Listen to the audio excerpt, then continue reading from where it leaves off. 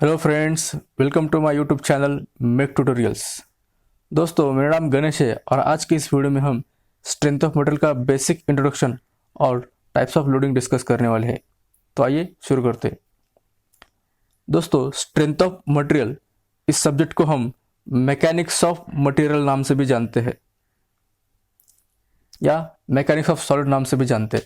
So basically strength of material is the branch of mechanics. Okay, so सबसे पहले हम जानेंगे कि what is mean by mechanics. Okay, mechanics क्या होता है दोस्तों। So mechanics is basically a branch of science which deals with the study of forces and its effects on the physical properties of the substance. Okay दोस्तों, मान लीजिए कोई भी object है और उसके ऊपर जो भी फोर्सेस एक्ट हो रहे हैं, let's suppose this is an object and on this there are various forces are acting. Okay, so F1, F2 or F3.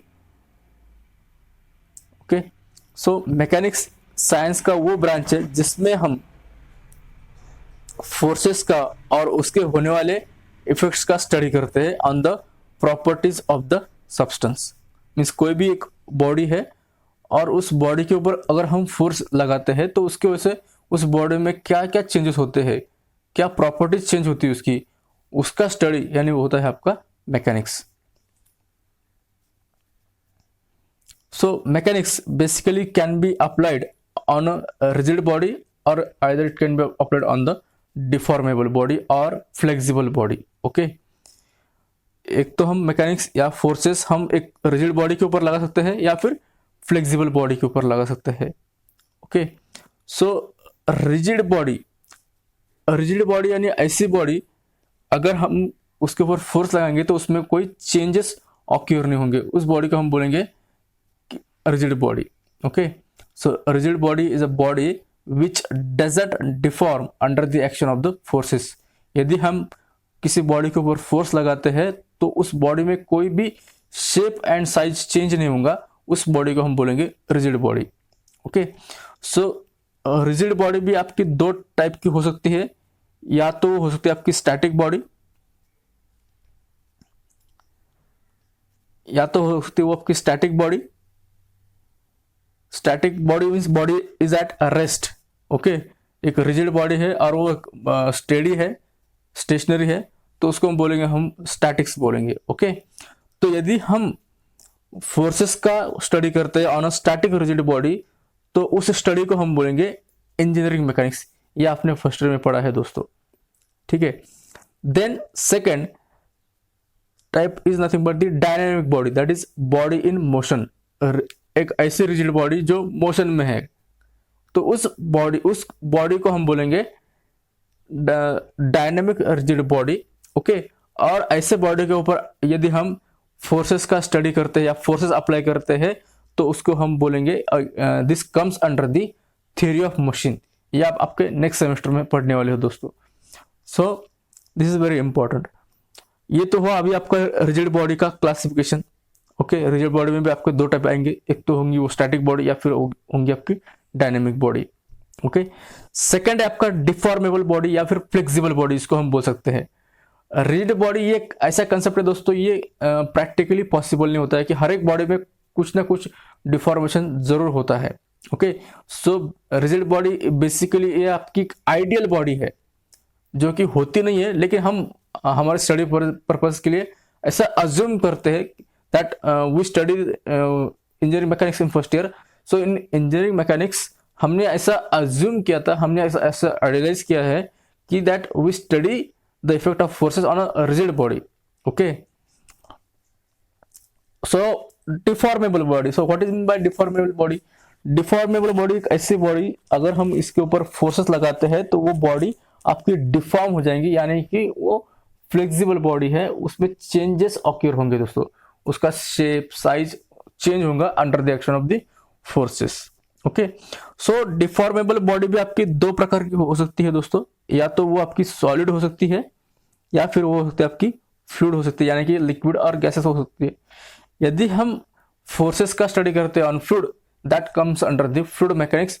ये आपका एक सेपरेट सब्जेक्ट है थर्ड ईयर मैकेनिकल इंजीनियरिंग का, fluid mechanics, mechanical and civil engineering का।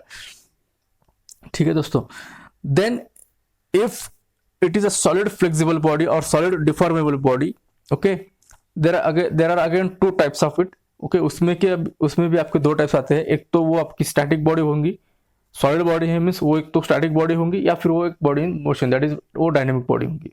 Okay, so if we study the force effect of forces on static solid deformable body, that comes under the subject strength of material. This is our discussion point और this is our subject of interest. Okay, so जो भी हम अभी strength of material पढ़ रहे हैं, so it is the study of forces on static solid deformable और flexible body. उसको हम बोल सकते हैं ऐसी बॉडी के ऊपर जो भी फोर्सेस का हम स्टडी करते हैं और उसके होने वाले जो इफेक्ट स्टडी करते हैं, that is nothing but the strength of material. Okay, and if we study the effect of forces on dynamic solid flexible body, that comes under the subject vibration. This is in your final year engineering subject. Okay, so I hope दोस्तों कि ये आपको clear है। So in engineering mechanics we treat body as a rigid and we deal only with external effects due to forces।